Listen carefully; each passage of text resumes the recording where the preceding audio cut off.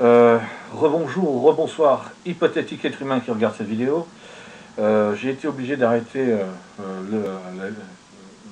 dans la vidéo précédente parce qu'il fallait que je me mouche, tout simplement. Non seulement j'ai de problème de tout, mais aussi j'ai été obligé de me moucher. J'avais pas prévu de mouchoir. Bon, peu importe. Donc je voulais expliquer que dans la Bible, il y a deux comportements différents qui sont expliqués par rapport à Ève et Adam quand ils prennent la décision de manger du fruit de la connaissance du bien et du mal. Selon les religions monothéistes, enfin là, plus précisément, selon le christianisme, selon toutes les religions qui se réfèrent à la Bible et au livre de la Genèse, manger pour Ève et Adam, manger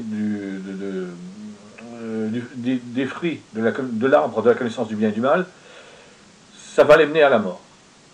Mais la Bible, en tout cas pour les chrétiens, je ne sais pas comment les juifs expliquent ça, mais pour les chrétiens, il y a des passages de la Bible, donc à partir des écritures grecques chrétiennes, pardon, il y a des passages de la Bible où les chrétiens du 1er siècle font référence à ce qui s'est passé dans le Jardin d'Éden, et il y a une clarification sur le comportement d'Ève et le comportement d'Adam. Le comportement d'Ève, l'accent est mis sur le fait que Ève a été trompée lorsqu'elle a écouté le serpent qui lui a dit mais si tu peux manger des fruits de la connaissance du bien et du mal, tu ne mourras pas. Ève a été trompée, ça veut dire qu'elle a cru l'explication donnée par le serpent. La question se pose, pourquoi un serpent parle dans le Jardin d'Éden, puisque les êtres humains ne connaissent aucun serpent qui parle, et puisqu'il y a un serpent qui parle, pourquoi ce serpent veut convaincre Ève de manger du fruit de la connaissance du bien et du mal, et pourquoi le serpent n'a pas d'abord cherché à convaincre Adam. Et beaucoup de questions se posent par rapport à ce serpent. Mais je ne vais pas donner des explications sur ce sujet tout de suite. Donc Ève a été trompée, c'est-à-dire qu'elle a cru un mensonge. Par contre, Adam, quand il a accepté le fruit de la connaissance du bien et du mal, le fruit de l'arbre de la connaissance du bien et du mal, qui lui a été tendu par son épouse Ève, donc là, il se passe quelque chose de particulier. Adam n'est pas allé... alors, est-ce que c'est précisé? Oui, c'est précisé. Dans la Bible, c'est précisé. Je vais vérifier dans ma mémoire si cette information était bien donnée dans la Bible, et si ma mémoire ne fait pas défaut, cette information est bien donnée dans la Bible. C'est pas Adam qui va de lui-même aller vers l'arbre de la connaissance du bien et du mal, parce que Ève lui a dit qu'elle a mangé de l'arbre de la connaissance. C'est Ève qui va proposer à son mari de manger du fruit de l'arbre de la connaissance du bien et du mal, comme elle-même l'a mangé. Adam accepte de manger. Or, la Bible précise qu'Adam, lui, n'est pas trompé.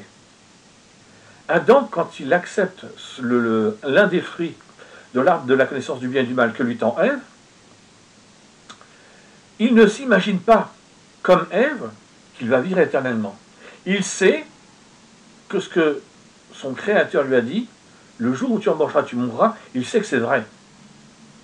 Donc, puisqu'Adam, au moment où il accepte le fruit de l'arbre de la connaissance du bien et du mal que lui tend Ève, a parfaitement conscience qu'en acceptant d'en manger, ce que son Créateur lui a dit va se réaliser, il sait qu'il va mourir. Donc, Adam se comporte comme Ulysse. Ulysse avait la possibilité de vivre éternellement grâce à Circé la magicienne, il a refusé.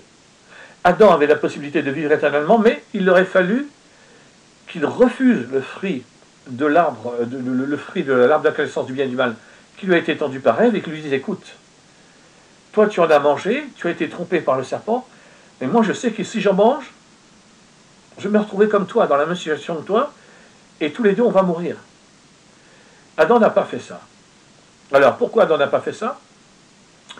Je ne connais pas, et c'est bien pour ça que c'est l'une des raisons, enfin, je vais pas, je passe. J'allais exprimer une idée, mais je passe.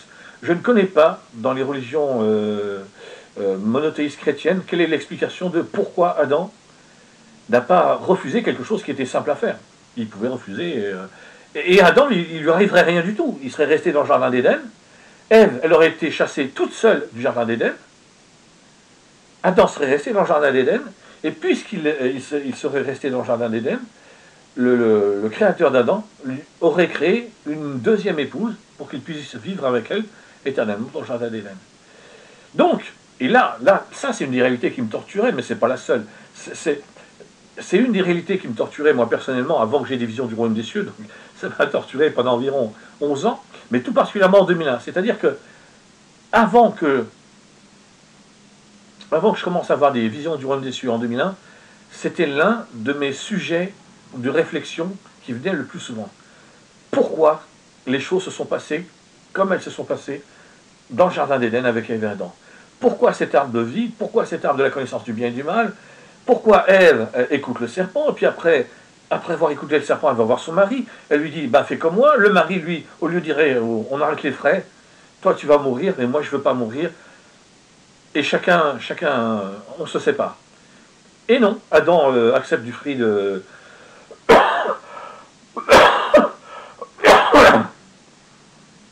Pardon, du fruit de l'arbre de la connaissance du bien et du mal.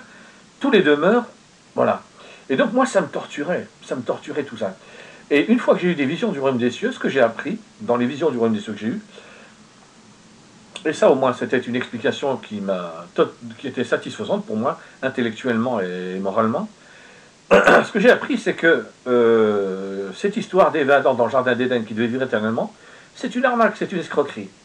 C'est juste une apparence pour cacher la véritable raison d'être d'Ève et Adam. Ève et Adam ont spécifiquement été créés pour être chassés du jardin d'Éden, pour vivre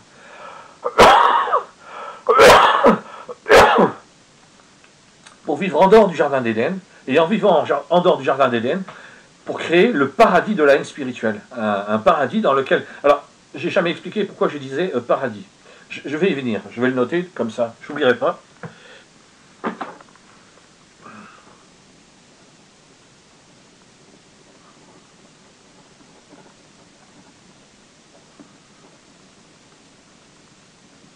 Ok.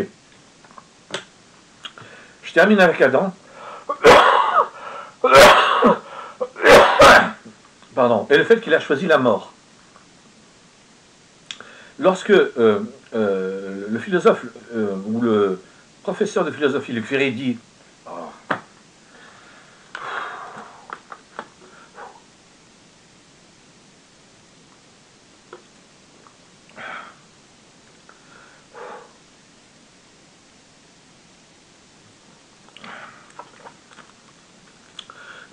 que Ulysse a choisi la mort, et donc les êtres humains athées qui se réfèrent à la philosophie, eux aussi choisissent, non pas choisissent la mort, mais symboliquement choisissent la mort, parce qu'ils acceptent le fait qu'ils vont mourir et qu'il n'y a rien après, qu'après c'est le néant. Adam fait le même choix. Il a choisi d'accepter de manger du fruit de la connaissance, du fruit de l'arbre de la connaissance du bien et du mal, en sachant qu'il allait mourir. Donc, contrairement à ce qu'explique le professeur de philosophie Luc Ferry, Adam, en tout cas, le professeur de philosophie Luc Ferry lui fait plutôt référence aux chrétiens. Il dit, voilà, des êtres humains tels que les chrétiens, ils ont l'espérance qu'il va y avoir une vie après la mort, qu'ils vont être ressuscités, ou bien par rapport à l'enseignement de l'Église catholique ou dans le protestantisme, une fois qu'un être humain meurt, son âme, elle sort de son corps et elle va dans le royaume des cieux, par exemple. Et le professeur de philosophie Luc Ferry lui dit, il explique nous, êtres humains athées, ou pour les êtres humains athées, c'est pas du tout comme ça. Tu meurs, il n'y a plus rien. Donc symboliquement, tu choisis la mort, c'est-à-dire tu acceptes l'idée qu'il n'y a rien après la mort, il y a juste cette vie et rien d'autre. Donc moi, dans mes réflexions personnelles, je me suis rendu compte qu'Adam fait exactement comme Ulysse, quoi. Et je vais m'arrêter là parce que je crois que je suis en train de radoter, je répète 3 ou 4 fois la même chose. Par contre, j'ai dit que je ne savais pas comment les religions monothéistes expliquaient qu'Adam décide de choisir la mort, quoi, en mangeant du fruit de la connaissance du bien et du mal qui lui est tendu par Ève, alors qu'il aurait parfaitement pu refuser. Je ne connais pas l'explication des religions monothéistes chrétiennes.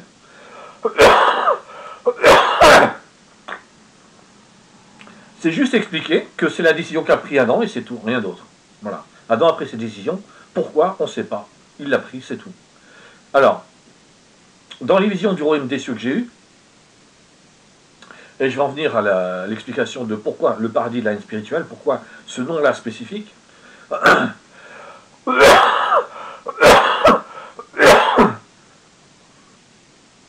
Le jardin d'Éden, Ève et Adam, l'arbre de la connaissance du bien et du mal, l'arbre de vie, l'arbre de vie, la connaissance du bien et du mal, la manière dont fonctionne le corps des deux êtres humains, tout ça a été mis en place dans le seul et unique but qu'arrive ce que la Bible décrit dans le livre de la Genèse.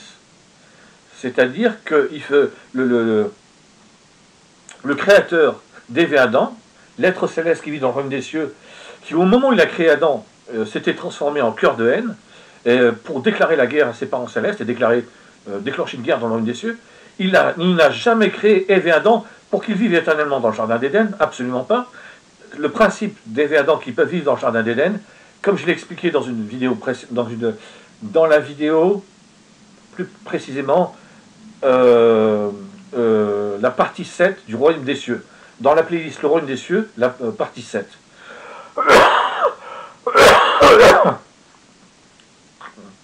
J'explique très précisément que le créateur des êtres humains est un être céleste, donc est rempli de haine, et que voilà, c'est son objectif. Les êtres humains sont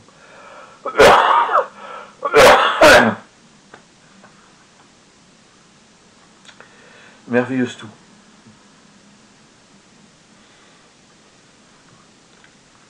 Désolé.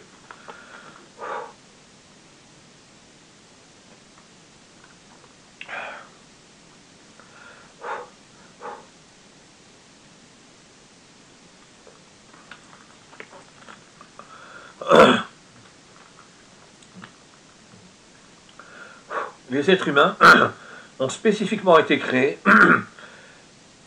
pour faire exactement tout ce qui s'est passé dans le jardin d'Éden. Donc, Ève, le serpent s'adresse à Ève. Ève écoute le serpent, mange du fruit de la connaissance du bien et du mal, va voir son mari. Tout ça a été mis en place pour que ça se produise exactement comme ça. Son mari Adam accepte de manger du fruit de la connaissance du bien et du mal. Ève et Adam, il se produit un changement dans le fonctionnement du cerveau d'Ève et Adam. Ève et Adam prennent conscience qu'ils sont tout nus, ils ont honte d'être tout nus, donc le fonctionnement de leur cerveau a complètement changé, il n'est plus le même.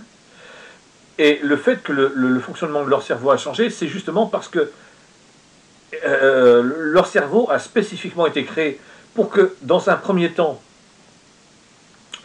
ils vivent dans le jardin d'Éden selon les valeurs de l'amour spirituel, pour faire illusion. Ça, c'est qu'une illusion, c'est une tromperie, c'est une escroquerie, c'est une arnaque. Et une fois qu'ils ont mangé du fruit de l'arbre de la connaissance du bien et du mal, leur cerveau a été spécifiquement conçu pour que les nutriments des fruits de l'arbre de la connaissance du bien et du mal enclenchent un processus qui va les amener à complètement changer. Ève et Adam ne vont plus vivre selon les valeurs de l'amour spirituel. À partir de ce moment-là, au moment précis, où Ève et Adam prennent conscience qu'ils sont nus et qu'ils ont honte d'être nus et qu'ils vont se cacher, leur cerveau fonctionne selon un nouveau programme.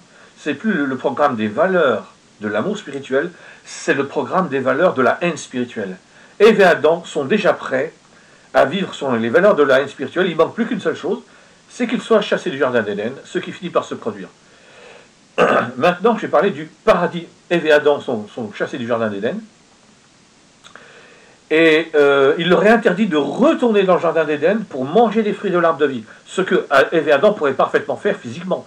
Le jardin d'Éden, c'est pas comme aujourd'hui où il pourrait y avoir des vigiles ou la police ou des militaires qui garderaient l'endroit. Il n'y a rien pour empêcher Ève et Adam de retourner dans le jardin d'Éden et manger des fruits de l'arbre de vie. Donc, un passage de la Bible précise qu'il va y avoir deux êtres célestes, dans le langage biblique deux anges, qui vont se mettre à un endroit précis. Donc on peut supposer que si ces deux êtres célestes, dans le langage biblique, ces deux anges se mettent à cet endroit précis, ça veut dire que c'est le seul endroit par lequel Ève et Adam pouvaient revenir dans le jardin d'Éden. Soit ça veut dire que ou bien ça veut dire que ces deux êtres célestes, alors il y a deux êtres célestes, deux anges dans le langage biblique, et entre les deux, je crois que, alors je ne sais plus, c'est une seule ou deux, il y a au moins une, peut-être deux, lames flamboyantes qui tournent. Voilà, donc c'est vraiment le principe de, on va empêcher Ève et Adam de rentrer. Alors, soit c'était le seul endroit dans lequel Ève et Adam, le seul endroit par lequel Ève et Adam pouvaient entrer dans le jardin d'Éden, ou alors ça veut dire que ces deux êtres célestes, dans le langage biblique, ces deux anges, et l'épée flamboyante qui tourne en permanence, peuvent se déplacer tout autour du jardin d'Éden pour se mettre juste en face d'Ève et Adam. C'est-à-dire que dès que Ève et Adam vont choisir un endroit pour entrer dans le jardin d'Éden, automatiquement, les deux êtres célestes vont bouger pour se retrouver en face d'Ève et Adam et leur barrer le passage. Voilà. Donc Ève et Adam sont chassés du jardin d'Éden et ils ne peuvent pas retourner pour manger du fruit de l'arbre de vie et donc vivre. Alors là, Ève et Adam ne pourraient pas vivre éternellement, mais par contre en mangeant du fruit de l'arbre de vie, ils vivraient beaucoup plus longtemps que ce qu'ils ont vécu sans pouvoir aller manger des fruits de l'arbre de vie. C'est aussi simple que ça. Donc Ève et Adam sont chassés. Maintenant ils se retrouvent en dehors du jardin d'Éden et Ève et Adam, les enfants d'Ève et Adam, la première génération d'êtres humains, tous les descendants d'Ève et Adam, tous les êtres humains vivants sur la planète Terre dans toute l'histoire de l'humanité, et les êtres humains du début du XXIe siècle, forment ce que j'appelle, parce que je l'ai vu, c'est ce que j'ai vu dans mes visions du royaume des cieux, le paradis de la haine spirituelle. Pour quelqu'un pour qui le mot spirituel dérange, il peut dire le paradis de la haine. Alors c'est quoi ce principe du paradis de la haine? Ou paradis de la haine spirituelle? Ça signifie que les êtres humains connaissent le principe du mot paradis, surtout dans les pays occidentaux où il y a des religions monothéistes telles que le christianisme et l'islam. Le paradis de la haine spirituelle est un lieu, donc le monde des êtres humains tout simplement, l'ensemble de l'humanité, c'est un endroit dans lequel toutes les valeurs de la haine spirituelle peuvent s'épanouir sans aucun frein d'aucune sorte, sans aucun obstacle. C'est quoi les valeurs de la haine spirituelle? Bon, c'est très facile. Mensonge, manipulation, lâcheté, traîtrise, hypocrisie, viol, meurtre, massacre, extermination, trahison, lâcheté, enfin, je veux dire, tous les défauts que les êtres humains connaissent, ce sont les valeurs de la haine spirituelle. Eh bien, le paradis de la haine spirituelle, c'est un endroit, donc c'est tout simplement le monde des êtres humains, parce que les êtres humains ne connaissent aucun autre monde que celui-là.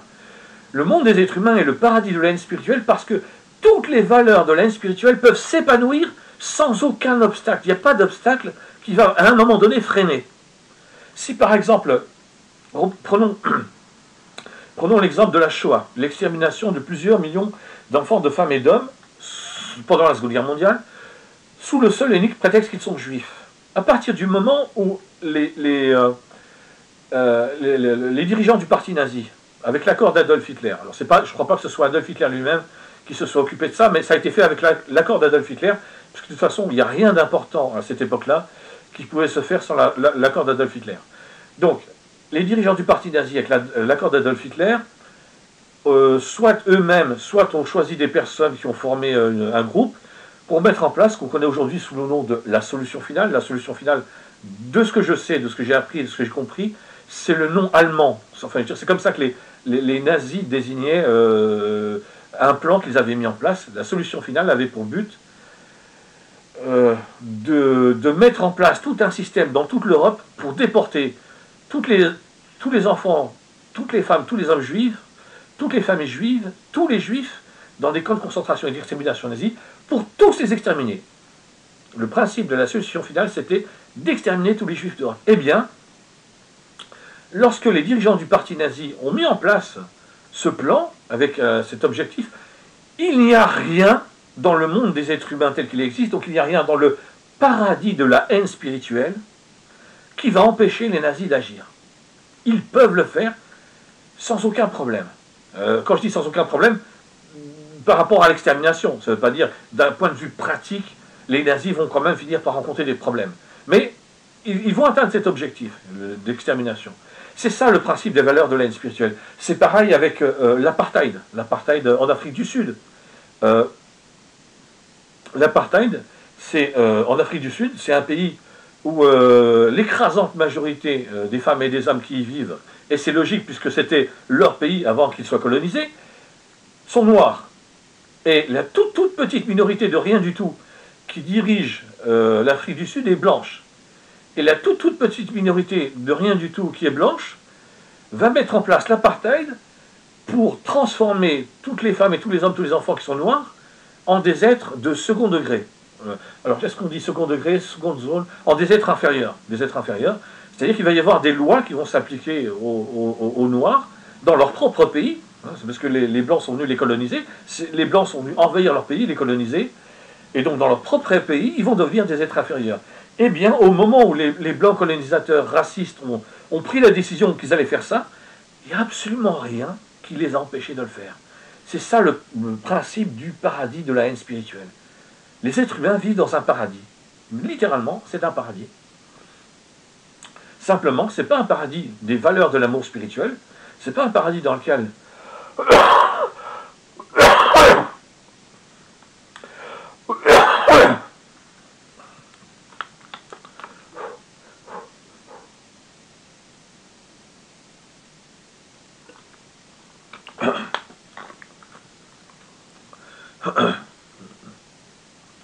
pardon, c'est pas un paradis dans lequel tout ce qui concerne les valeurs de l'amour du prochain peuvent s'épanouir. C'est le contraire. C'est un paradis dans lequel toutes les valeurs de la haine peuvent s'évanouir. Le mépris, l'indifférence, la lâcheté, la traîtrise, l'hypocrisie, la trahison, enfin, tout ce qui est négatif peut librement s'exercer sans aucune contrainte.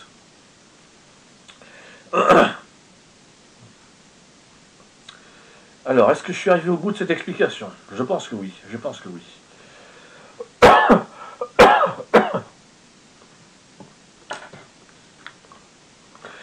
Je vais terminer sur un point. Les êtres humains disent l'existence d'un paradis, c'est pas possible. Alors, je ne sais pas si quelque part dans le temps, c'est-à-dire pas maintenant au moment où je le fais, ni même dans les jours ou les semaines, probablement même pas dans les mois, mais quelque part dans le temps, peut-être que quelqu'un s'intéressera aux vidéos que je fais. En fait, si, un paradis, les êtres humains ont la preuve qu'un paradis existe. Ce qu'il faut, c'est simplement comprendre de quel genre de paradis on parle. Les êtres humains vivent dans le paradis de la haine spirituelle, dans le paradis de la haine, parce que toutes les valeurs de la haine s'expriment. Donc, l'existence d'un paradis, c'est pas un délire, c'est pas une imagination, une chimère, quelque chose d'illusoire, c'est une réalité. Les êtres humains vivent réellement dans un paradis. Pas un paradis qui est fait pour être heureux, c'est un paradis qui est fait pour que le créateur des êtres humains dispose d'une arme pour combattre ses parents célestes qui vivent dans le royaume des cieux. Les êtres humains sont des simples objets entre les mains de leur créateur. Il fait ce qu'il veut avec eux. Et comme je l'ai expliqué je ne sais pas combien de fois dans toutes les vidéos que j'ai pu faire jusqu'à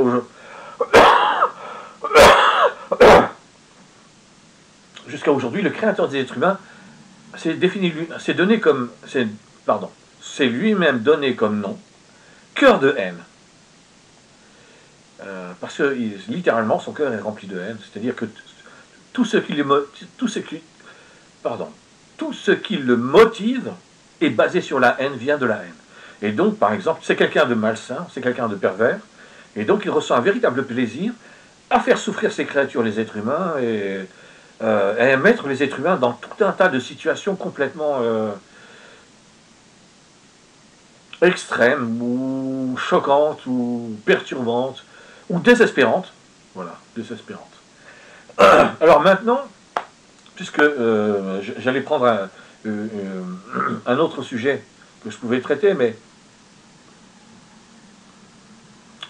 puisque je viens de parler du créateur des êtres humains,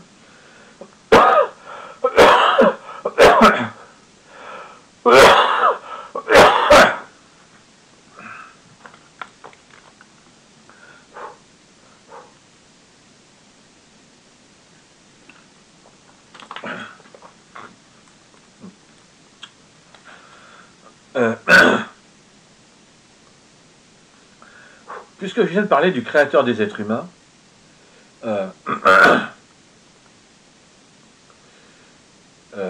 et dans la playlist Le Royaume des Cieux, la partie 7, je donne beaucoup d'explications sur comment un être céleste qui vivait dans le Royaume des Cieux, et j'explique que le Royaume des Cieux, c'est un système solaire dans lequel il y a un certain nombre de planètes, plus d'une vingtaine de planètes, sur laquelle existent des êtres vivants, intelligents et spirituels, comme les êtres humains.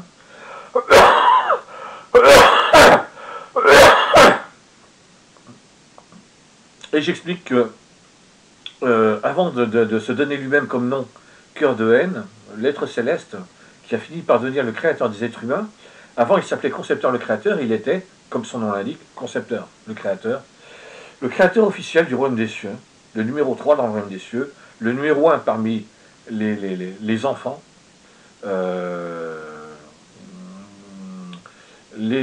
et les sujets de la famille royale.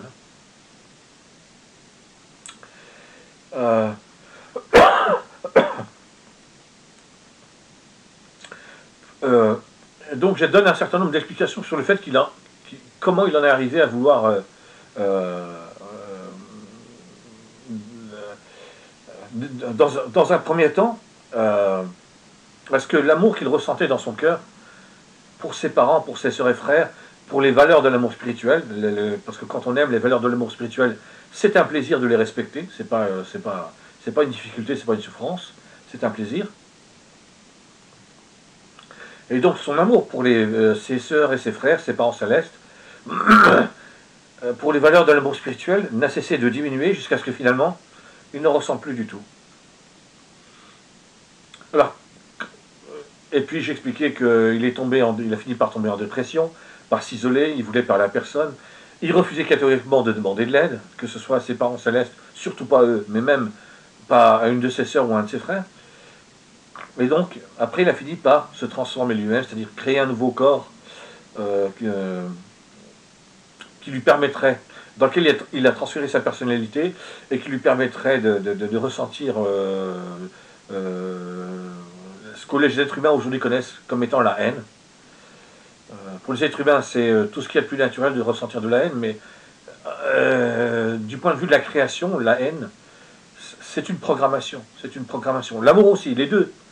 L'amour est une programmation, la haine est une programmation. Un être vivant est programmé pour aimer et il est programmé pour haïr. Donc, après, il s'est transformé il s'est transformé en cœur de haine, et puis il a fini par créer les êtres humains, déclarer la guerre à ses parents, et ainsi de suite. Alors, d'une manière fondamentale, pourquoi un être vivant, intelligent et spirituel qui est créé peut finir par se révolter contre ses créateurs? Puisqu'en l'occurrence, celui qui a fini par devenir cœur de haine, concepteur le créateur, et au moment de sa création, il s'appelait Zark le questionneur, il a été créé pour vivre éternellement dans les valeurs de l'amour spirituel, et il a fini par déclarer la guerre à ses deux parents, sa mère et son père, qui l'ont créé. Pourquoi et comment est-ce possible? Alors, les êtres humains athées ont comme référence les robots et l'intelligence artificielle. Il y a des films comme Terminator, iRobot avec Will Smith, qui montrent des machines et même... alors, dans Terminator, c'est des machines, c'est un ensemble d'ordinateurs apparemment qui se révoltent contre les humains. Et dans iRobot, ce sont des robots, littéralement, qui se révoltent contre des êtres humains. Et dans la littérature de la science-fiction, c'est un grand classique. Les êtres humains créent des robots, et parmi les auteurs de science-fiction, il y en a qui racontent l'histoire de robots qui se révoltent contre leur créateur. Et il y a le principe de l'intelligence artificielle. Alors je sais pas du tout d'où c'est venu. Parce que moi, quand je vois... c'est pas grave, c'est pas grave. Il y a le principe de l'intelligence artificielle qui n'est pas un robot. L'intelligence artificielle, c'est pas du tout un robot, mais qui va se révolter quand même contre les êtres humains. Et alors, donc les êtres humains ont cette réalité-là en eux. Imaginez qu'arrive une époque où l'humanité, des scientifiques sont capables de créer des robots ou une intelligence artificielle qui va fonctionner d'une telle manière que les robots qui ont été créés vont se révolter contre les êtres humains, ou une intelligence artificielle qui a été créée va se révolter contre les êtres humains. Je crois que c'est le cas du film aussi, le grand classique de la science-fiction. Oh là là, je me souviens de la date, 1968, à laquelle il est sorti au cinéma, et je suis incapable de me souvenir du titre. Il est réalisé par Stanley Kubrick. Je me souviens de la date, du réalisateur. 2001, l'Odyssée de l'espace. 2001, l'Odyssée de l'espace. Donc, de ce que je sais, parce que j'ai pas le souvenir d'avoir vu ce film en intégralité, ça me dit rien. Donc, apparemment, j'ai jamais vu ce film de ma vie. Mais j'en ai beaucoup entendu parler parce que j'écoute des podcasts et des vidéos de personnes qui sont passionnées de cinéma et de séries télévisées. Et donc, j'écoute leurs explications sur des films. Et j'ai entendu parler de Hal dans le film. Attention, alerte spoiler, désolé, j'ai oublié de dire ça. Alerte spoiler, alerte spoiler, alerte spoiler. J'ai entendu parler du personnage Hal dans le film 2001, l'Odyssée de l'espace, qui serait une intelligence artificielle, pas un robot, mais une intelligence artificielle qui décide de prendre le contrôle du vaisseau spatial dans lequel il est, si j'ai bien compris. Après, je ne sais pas ce qui se passe, sauf que, alerte spoiler, alerte spoiler, alerte spoiler,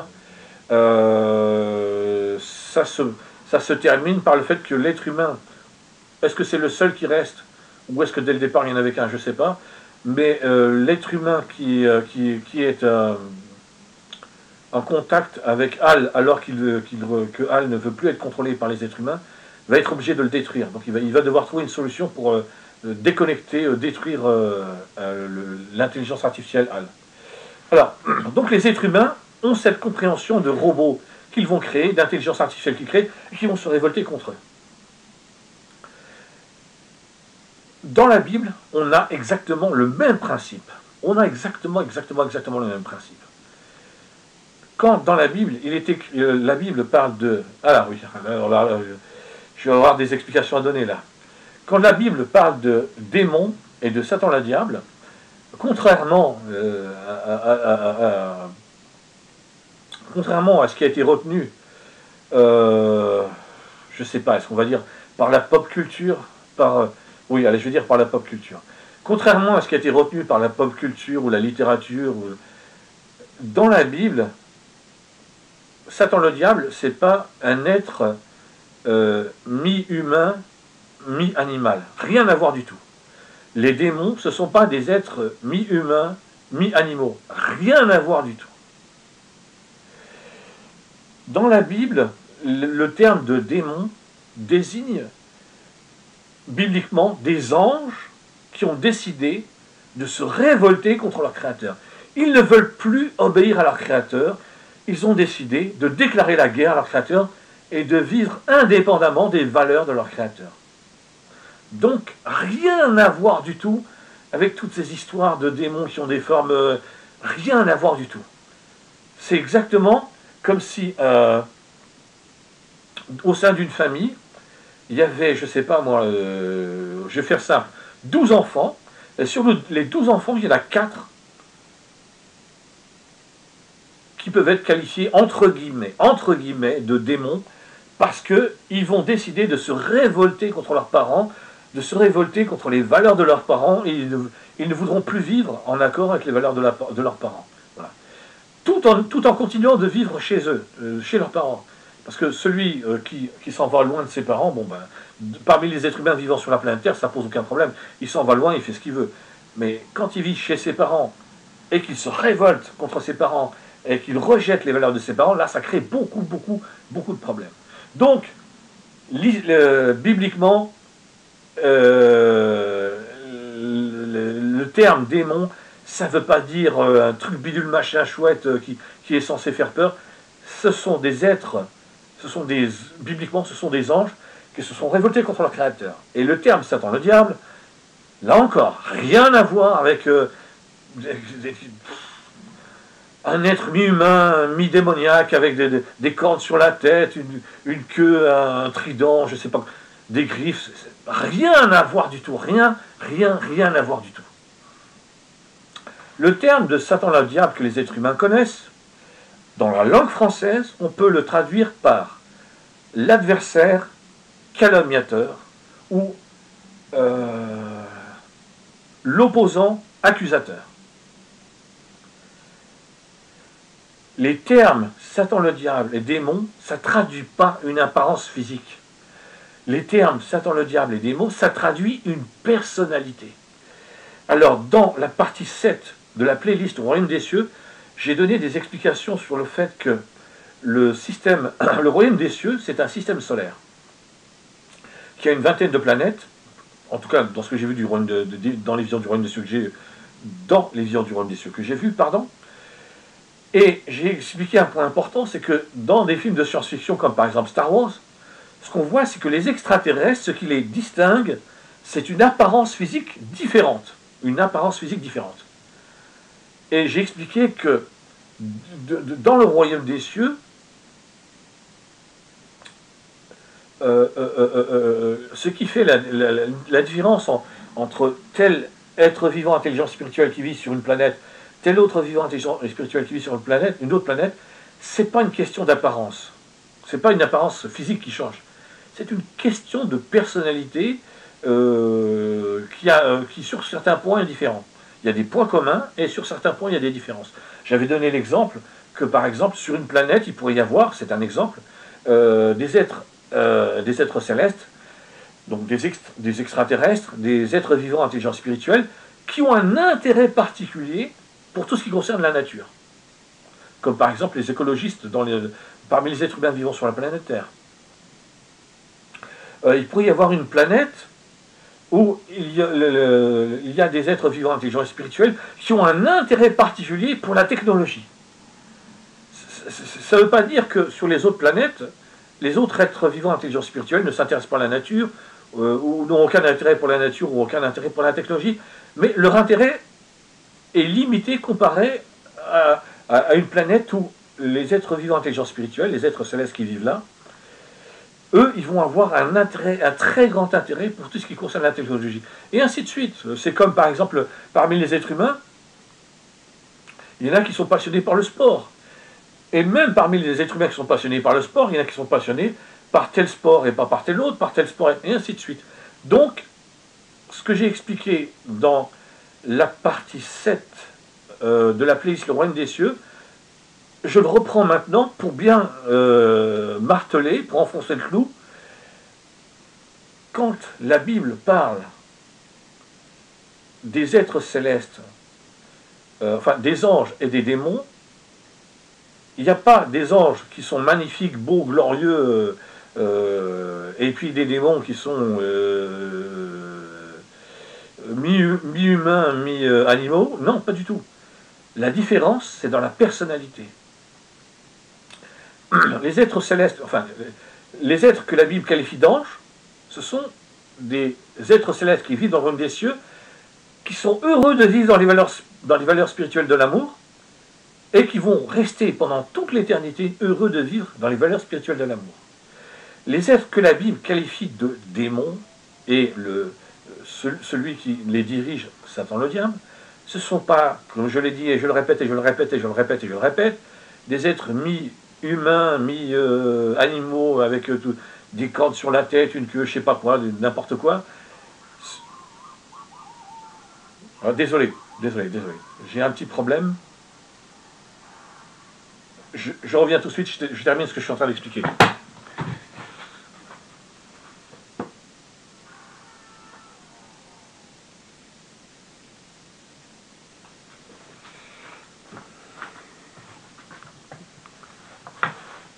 pardon. Je disais donc,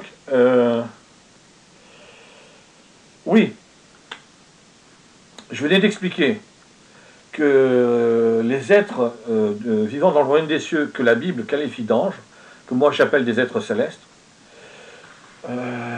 aussi, que j'appelle aussi des extraterrestres par nécessité, parce que dans les visions du royaume des cieux que j'ai eues et que j'ai vues, les deux en même temps, le royaume des cieux est un système solaire. Donc, dans la Bible, les anges, ce sont des êtres qui vivent dans le royaume des cieux, qui sont heureux de vivre dans les valeurs de l'amour spirituel, et qui vont pendant toute l'éternité rester heureux de vivre dans les valeurs de l'amour spirituel. Alors que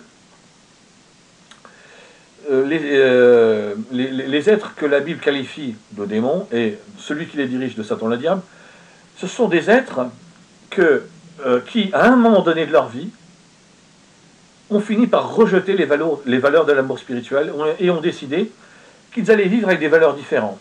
Et comme celui qui les dirige, qui est qualifié de Satan le diable, je répète que Satan le diable, dans la langue française, on peut le traduire par l'adversaire calomniateur, adversaire de ses parents célestes, la reine et le roi du règne des cieux, calomniateur, ça c'est facile à comprendre, parce qu'il se met à expliquer que ses parents ne les ont pas créés pour qu'ils soient heureux, mais pour qu'ils soient obligés de vivre comme des prisonniers dans les valeurs de l'amour spirituel, parce qu'à partir du moment où un être céleste qui vit dans le royaume des cieux, je vais utiliser une expression volontairement, n'a plus la foi, entre guillemets, dans les valeurs de l'amour spirituel, qu'il décroche, ben, il ne peut plus faire semblant. Il arrive un moment où il ne pourra pas faire semblant. Quand on écoute Jésus-Christ qui dit tu dois aimer ton prochain comme toi-même, quand quelqu'un te frappe à la joue gauche, tends lui la joue droite, je l'ai déjà dit dans une vidéo et je le répète, ce n'est pas à prendre au sens littéral quand Jésus-Christ dit quand quelqu'un te frappe à la joue gauche, c'est-à-dire quand quelqu'un fait quelque chose qui pour toi est une insulte ou qui te fait du mal, tends la joue droite, ça veut dire ne rends pas à une insulte qu'on t'a donnée une autre insulte, ne rends pas à du mal qu'on t'a fait encore du mal en retour, mais pardonne la personne qui t'a insulté, pardonne la personne qui t'a fait du mal, et continue ton chemin. Ben, c'est extrêmement... si on ne ressent plus l'amour du prochain, c'est extrêmement difficile de faire semblant. C'est extrêmement difficile. Il y a l'hypocrisie, qui permet de faire semblant. Ce comportement, pour des êtres vivants, est très pratique pour faire semblant, mais ça dure qu'un temps. Les êtres célestes qui vivent dans le royaume des cieux, ils ont été créés pour vivre éternellement. Passer toute l'éternité à être un hypocrite qui fait semblant de vivre dans les valeurs de l'amour spirituel, c'est pas possible. C'est pas possible. Donc c'est pour ça qu'il est arrivé un moment où sur l'ensemble de tous les êtres célestes vivant dans le royaume des cieux, dans le langage biblique, sur l'ensemble de tous les anges qui vivent dans le royaume des cieux, ben, il y en a une partie qui en ont eu marre des valeurs de l'amour spirituel et qui ont décidé qu'ils allaient vivre avec d'autres valeurs. Et comme dans le royaume des cieux, c'est pas comme des êtres humains qui vivent à un endroit.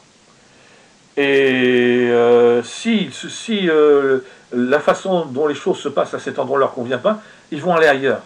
Les anges, ils ne peuvent pas faire ça. Les anges, dans le langage biblique, les êtres célestes vivant dans le royaume des cieux, les extraterrestres qui vivent dans le système solaire, qui est le royaume des cieux, avec une vingtaine de planètes, ils ne peuvent pas faire ça. Ils ne peuvent pas, comme ça, quitter le royaume des cieux, quitter la planète sur laquelle ils vivent pour aller sur une autre planète, comme ça. Ils ne peuvent pas. Pourquoi? Parce que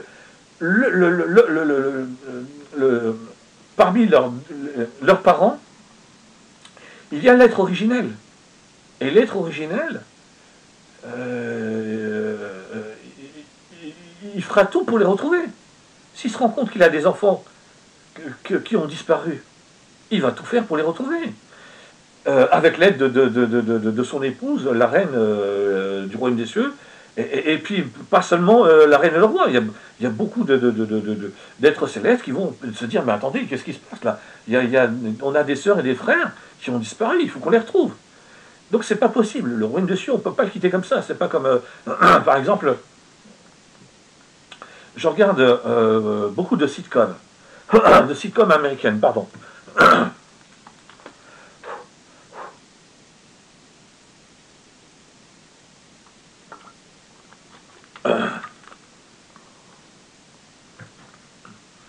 Dans ma vie, j'ai eu l'occasion de voir beaucoup de sitcoms américaines, et en fait, j'ai même revu des épisodes d'une même sitcom américaine.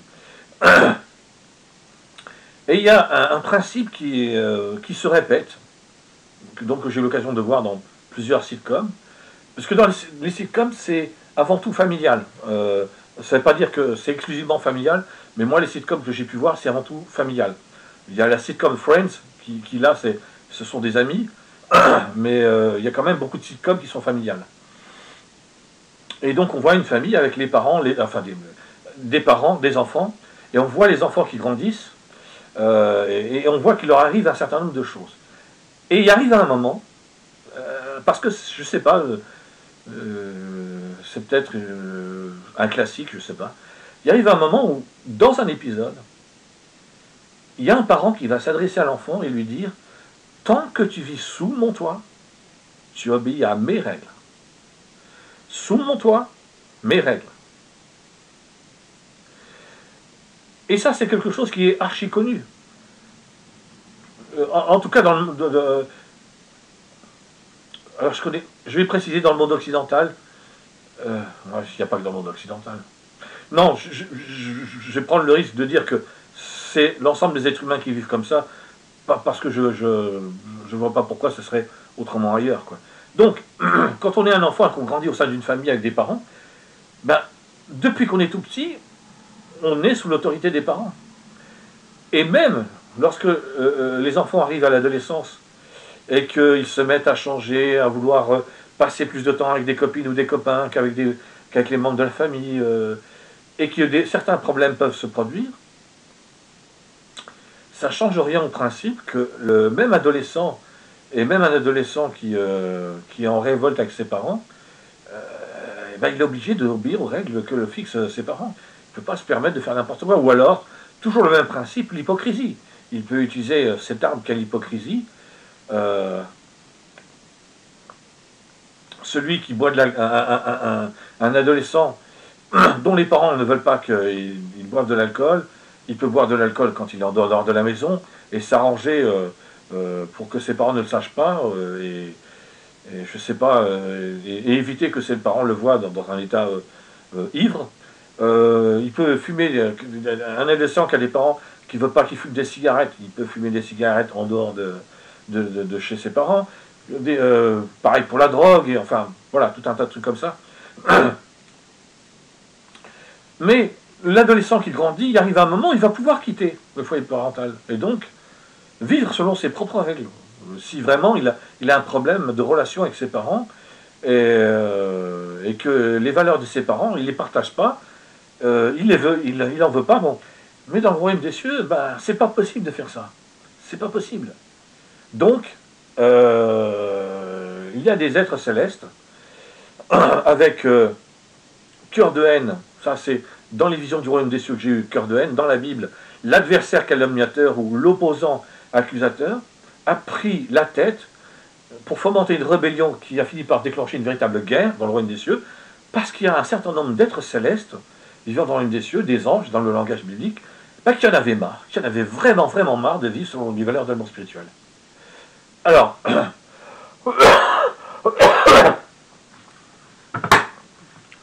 maintenant, d'une façon concrète, quand on crée, lorsque des êtres humains, eh oui, il faut encore que je boive.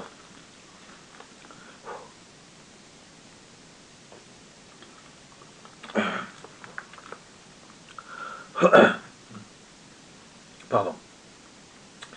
Dans le monde de la science-fiction, lorsque des êtres humains ont été capables de créer des robots,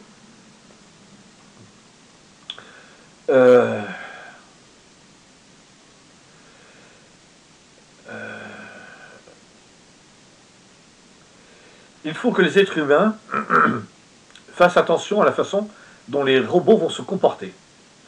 Alors, de ce que je sais, parce que je suis pas, je maîtrise rien du tout dans ce domaine, donc je me base sur le peu que je connais.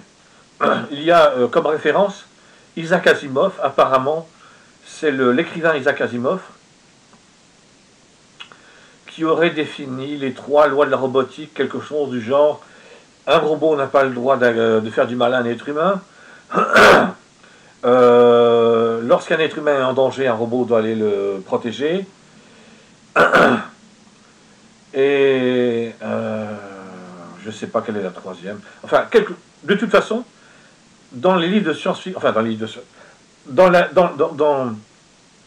dans le monde de la fiction, que ce soit des séries télévisées, des téléfilms, des films ou des livres, dès qu'il y a une histoire avec des êtres humains qui créent des robots, se pose la question du comportement des robots. Et donc, quand les êtres humains créent ces robots, il faut qu'ils les créent de telle manière que les robots ne représentent jamais un danger pour les êtres humains, et aussi pour que les robots ne représentent jamais un danger pour les autres robots. Quand l'être originel a décidé qu'il allait créer des êtres vivants, et donc ça s'est fait par de nombreuses, très très nombreuses étapes, il y a une vidéo dans la playlist Le Royaume des Cieux, je crois, il y a au moins une vidéo dans laquelle je donne des explications précises à ce sujet. Donc, il faut passer par de nombreuses étapes avant d'arriver à ce qu'il existe un système solaire qui s'appelle le Royaume des Cieux, où il va y avoir une vingtaine de planètes, sur chaque planète, plusieurs millions d'habitants, sauf peut-être, pas sûr, hein, c'est pas sûr, sauf peut-être sur la planète mère, où il n'y en aurait que 144 014, ou alors, s'il y en a aussi plusieurs millions sur la planète mère, il y a eu une époque, en tout cas, où il y en avait précisément 144 014 dans les visions du Royaume des Cieux que j'ai eu. Alors, comment ça fonctionne? Comment fonctionne le principe? Un être originel, un créateur, va créer des êtres vivants. Alors, indépendamment de tout un tas d'étapes nécessaires dans la conception, dans la création, là je parle de principes. Quels sont les principes qui sont en jeu? Premier principe qui est en jeu, la personnalité du créateur. La personnalité du créateur est très importante. Dans toutes les vidéos que j'ai faites, j'explique que le créateur des êtres humains est le numéro 3 du royaume des cieux et que c'est un être céleste qui, au moment où il a créé les êtres humains, s'était transformé en cœur de haine, parce qu'il s'était lui-même dénommé cœur de haine, son cœur était rempli de haine. Le fait que le créateur des êtres humains est rempli de haine, qu'il veut se venger par rapport à ses parents, qu'il veut déclarer la guerre dans le royaume des cieux, c'est sa personnalité. Et sa personnalité, quand il crée Ève et Adam, les 2 premiers êtres humains, il crée 2 modèles. Non. Il crée 2 êtres humains selon un modèle, les valeurs de la haine spirituelle. Ève et Adam vont vivre selon les valeurs de la haine spirituelle une fois qu'ils ont été chassés du jardin d'Éden. Donc, le créateur, sa personnalité, c'est le principe premier dont il faut tenir compte. Parce que le créateur, quand il va créer des êtres vivants, intelligents et spirituels, donner la vie à des créatures, sa personnalité va rejaillir sur ces créatures. Va impacter la personnalité de ces créatures. Et donc les êtres humains vivent dans les valeurs de la haine spirituelle, dans le paradis de la haine spirituelle. Ils utilisent le mensonge, la manipulation, la lâcheté, la traîtrise, l'hypocrisie. Ils violent, ils tuent, ils massacrent, ils exterminent, ils trahissent, ils font je ne sais pas combien de choses catastrophiques, parce que leur créateur, cœur de haine, c'est sa personnalité. Donc là, le passage de la Bible, et Dieu fit les êtres humains à son image, alors là, avec les visions du royaume des cieux que j'ai eues et avec toutes les explications que je donne, c'est à prendre au sens littéral. Les êtres humains se comportent comme ils se comportent, pour 2 raisons. 1, parce que c'est la personnalité de leur créateur qui est comme ça, les êtres humains sont à l'image de leur créateur, et parce que leur créateur, cœur de haine, les a spécifiquement conçus pour qu'ils vivent comme ça. les êtres humains, comment est-ce que je pourrais dire ça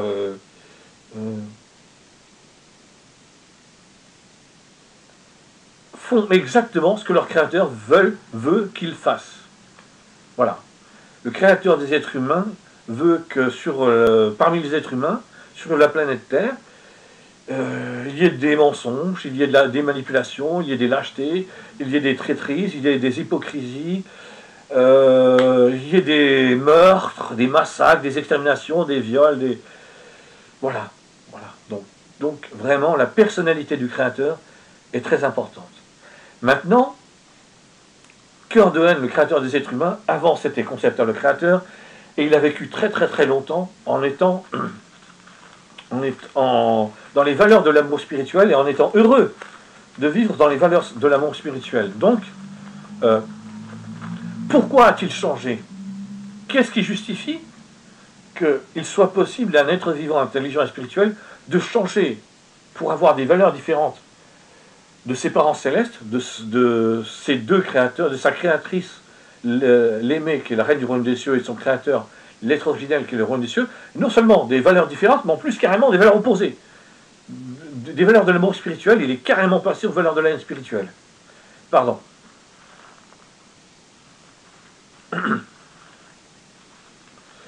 Alors, qu'est-ce qui peut justifier ça? Dans les visions du royaume des cieux que j'ai eues, ce que j'ai vu, c'est que l'intelligence d'un être vivant, intelligent et spirituel fonctionne comme un oiseau.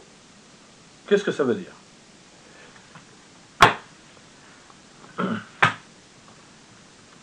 Pardon.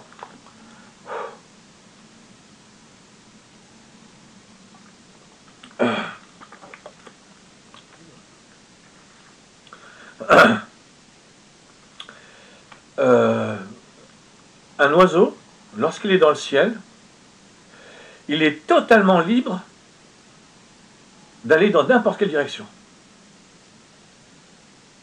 Et s'il va dans une direction, il peut repartir dans l'autre sens, et il n'y a pas de blocage dans la façon dont un oiseau peut se déplacer dans le ciel. Eh bien, lorsque l'être originel a décidé de créer des êtres vivants, intelligents et spirituels, il a enclenché un processus dont en fait il n'avait aucune conscience. Pourquoi il n'avait aucune conscience? Alors là je vais faire appel aux connaissances que donnent les psychiatres. Les psychiatres expliquent qu'un être humain peut faire ce qu'on appelle une projection. On peut, par rapport à quelqu'un d'autre, faire une projection, c'est-à-dire j'ai une façon de comprendre une réalité, une des réalités humaines de la vie, quelle qu'elle soit, et je vais faire une projection parce que je vais interpréter une explication, un comportement d'un autre être humain, ou une explication d'un autre être humain, en me basant sur mes propres valeurs, sur mes propres principes, sur mes propres compréhensions. Ça s'appelle de la projection. Ce qu'on a en soi, on le projette sur les autres. Eh bien, lorsque l'être originel a décidé de créer des êtres vivants, intelligents et spirituels jusqu'à ce qu'il y en ait des centaines de millions dans le royaume des cieux, donc des centaines de millions dans le système solaire qui est le royaume des cieux, avec une vingtaine de planètes, alors au minimum des centaines de millions, peut-être des milliards, je ne sais pas, mais au minimum des centaines de millions. Il a fait une projection. Comme lui, l'être originel, qui au départ vivait seul dans le néant. Et pendant un temps indéfini, il a vécu seul, il était heureux de vivre seul, puis dans son développement personnel, il a fini par avoir envie de créer d'autres êtres vivants. Eh bien, au moment où il enclenche le processus de création d'êtres vivants, il va faire ce que les psychiatres appellent une projection. L'être originel, c'est l'amour personnifié. Pour lui, tout ce qui est dans l'amour, dans les valeurs de l'amour spirituel. Et l'être originel va faire une projection parce qu'au moment où il va enclencher le processus de création d'êtres vivants, intelligents et spirituels, jusqu'à ce qu'il y en ait des centaines de millions dans ce système solaire, oui, système solaire qui est le royaume des cieux, avec une vingtaine de planètes, il est à 100% convaincu que tous les êtres vivants, intelligents et spirituels qu'il va créer d'une manière directe ou indirecte, en passant par quelqu'un d'autre, par un autre être vivant, intelligent, spirituel, comme concepteur, le créateur, qui est devenu à un moment de sa vie le créateur officiel du royaume des cieux, ben, il est convaincu que tous les êtres célestes qui vont recevoir le don de la vie, qui vont le créer, vont être exactement comme lui. Ils vont être heureux pendant toute l'éternité dans les valeurs de l'amour spirituel. Eh bien, les faits indiquent que l'être originel s'est complètement trompé. Complètement. Pas dans le sens où il y a une grande partie, une majorité des centaines de millions, éventuellement des milliards, d'êtres célestes qui vivent dans le royaume des cieux, qui vont rester fidèles aux valeurs de l'amour spirituel, rester fidèles à la reine du royaume des cieux qui est l'aimé, au roi du royaume des cieux qui est l'être originel. Il y a une grande majorité qui va rester fidèle. Mais il y a quand même une minorité, enfin une grande majorité, il y a une majorité, grande ou bon, il y a une majorité qui va rester fidèle, mais il y a quand même une minorité, et ça, l'être originel, au moment où il enclenche le processus de création d'êtres vivants, intelligents, spirituels, ça ne lui est à aucun moment venu à l'esprit. À aucun moment il n'a imaginé ça. Donc, un point important que j'ai expliqué dans une vidéo précédente, un être vivant, quel qu'il soit, a ses limites. Même quand on parle de l'être originel, qui est capable de vivre seul dans le néant, et qui, à un moment, qui va enclencher le processus de création d'êtres vivants, intelligents et spirituels. Tout être vivant, intelligent et spirituel, quel qu'il soit, a ses limites.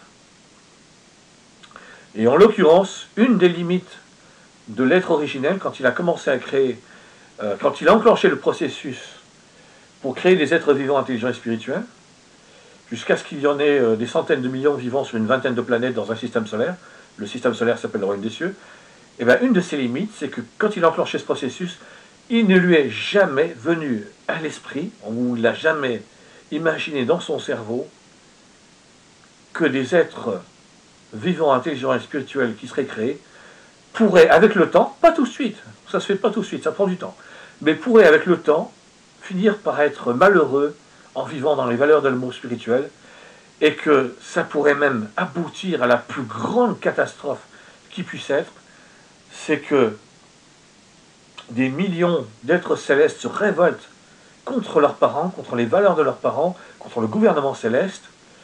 Dans une des vidéos précédentes, j'ai expliqué qu'il y a un gouvernement dans le royaume des cieux, donc un gouvernement céleste, et qu'en plus, pour l'être originel et l'aimé, qui sont la reine, l'aimé, la reine du royaume des cieux, l'être originel, le roi du royaume des cieux,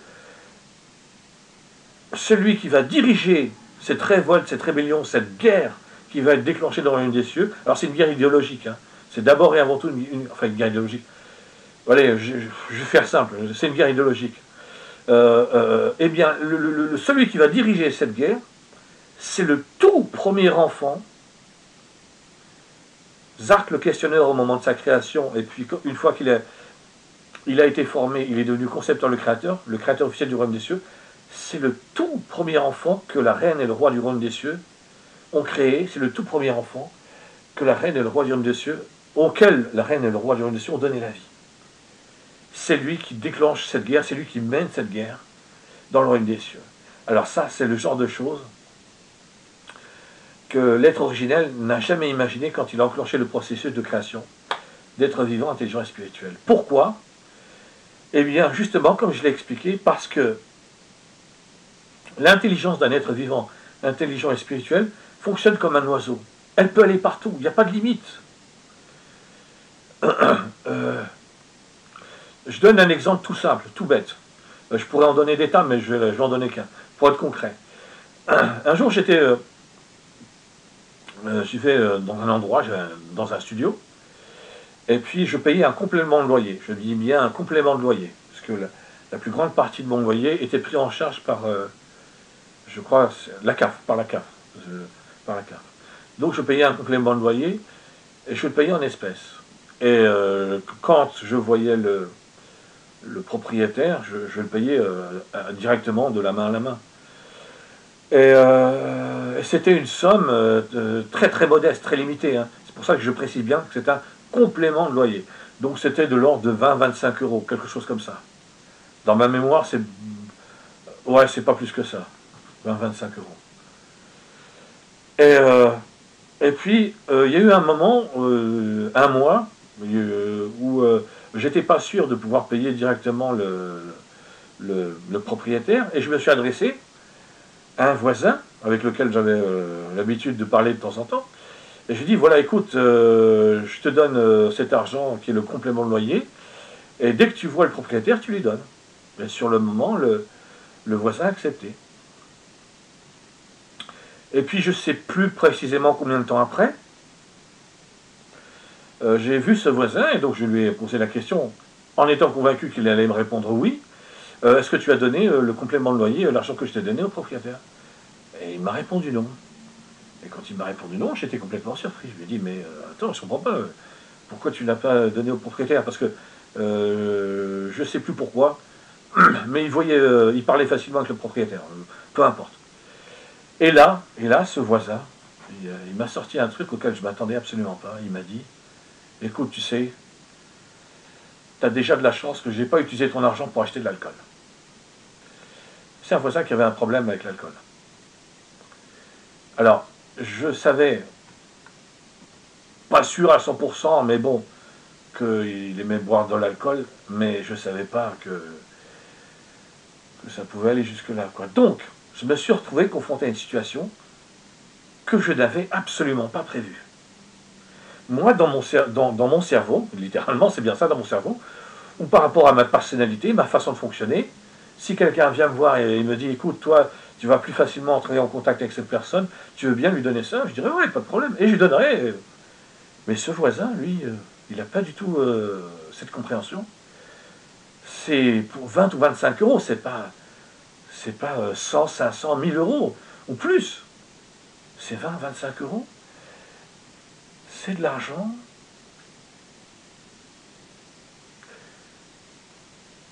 qu'il ne voulait pas donner au propriétaire. Parce qu'il avait envie de dépenser cet argent pour de l'alcool.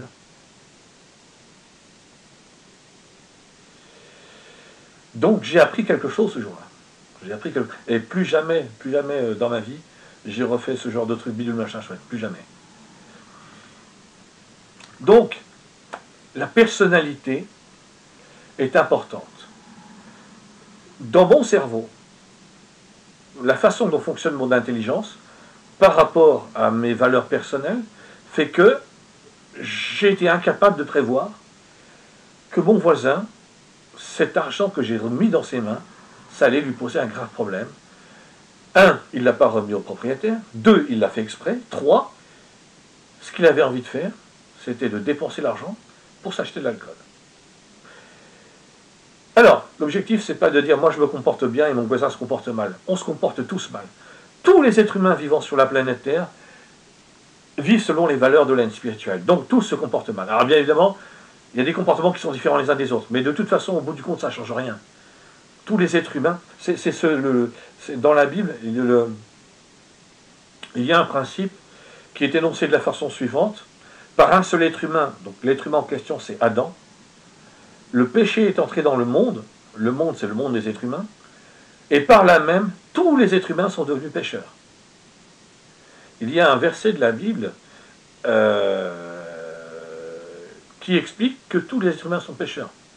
Mais les chrétiens, quand ils prennent ce verset de la Bible, ils ne le gardent pas tel quel, intact. C'est-à-dire que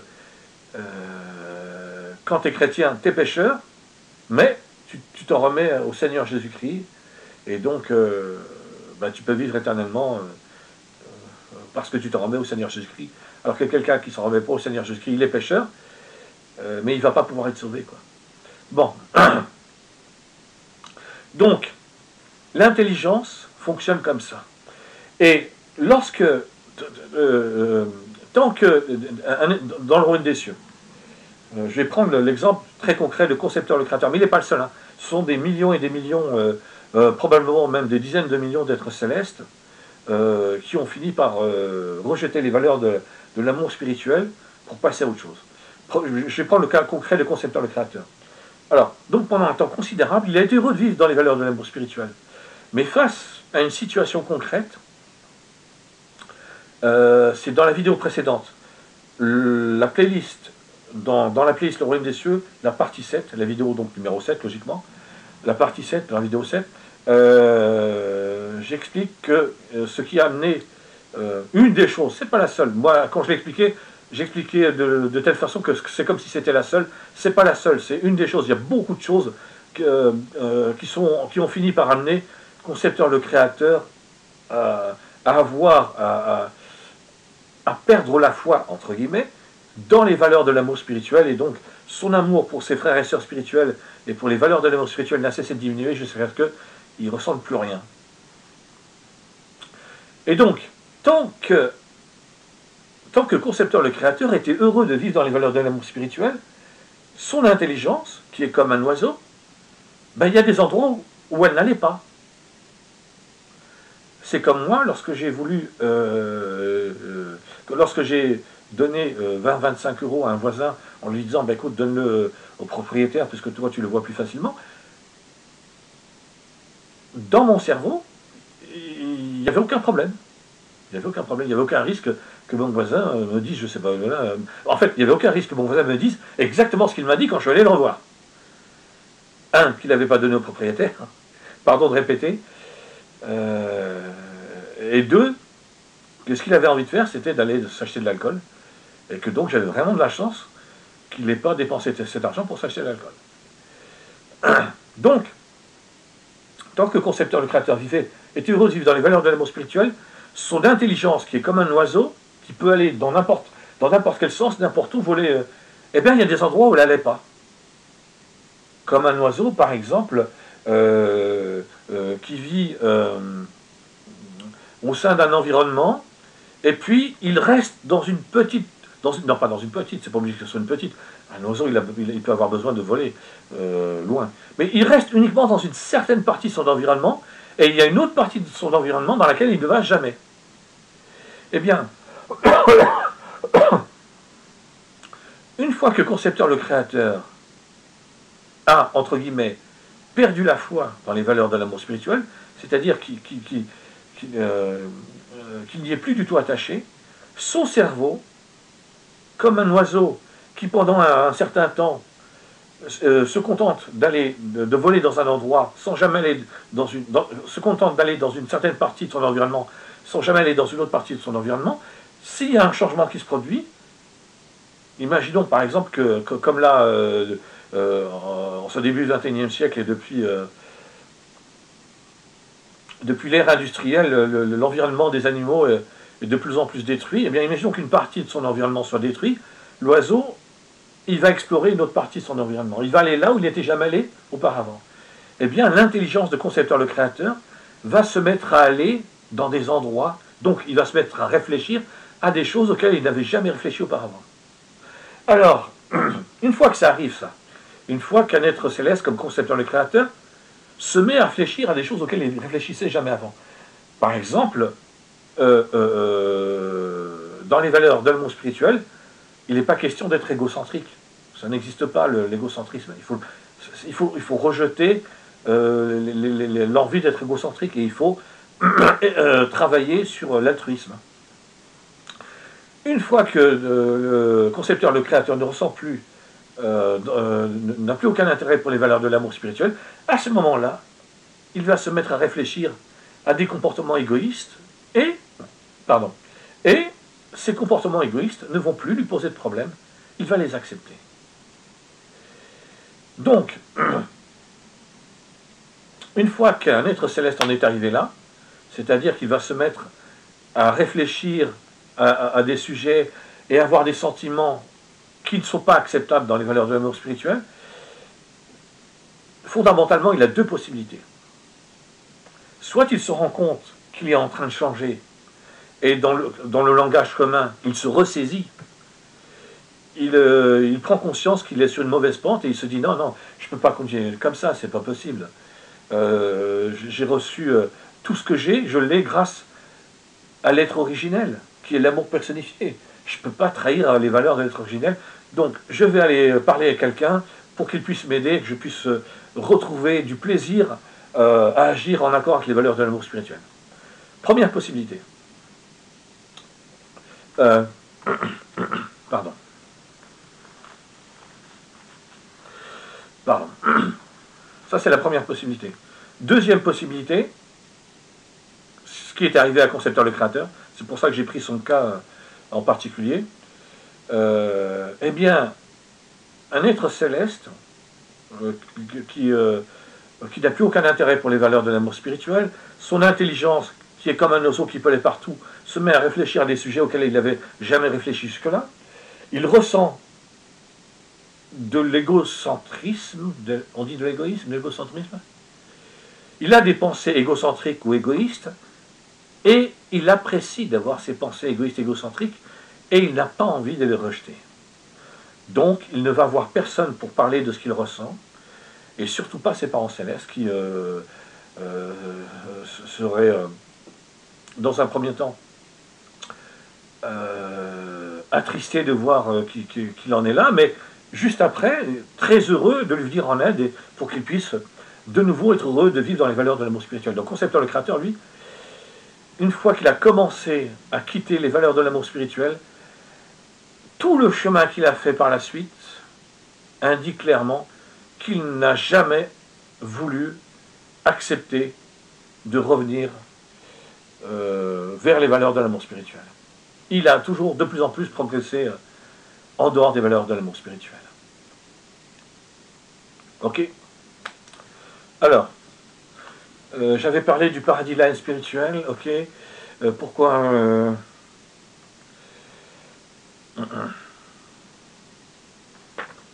Pardon, je vérifie des notes pour... Alors, d'après ce que je vois, ça fait 1h17 que je suis assis et mes fesses commencent à me dire qu'il faudra que je me lève.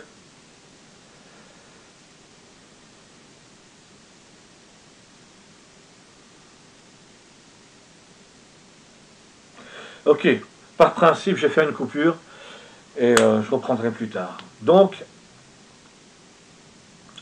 hypothétique être humain qui regarde cette vidéo, j'espère que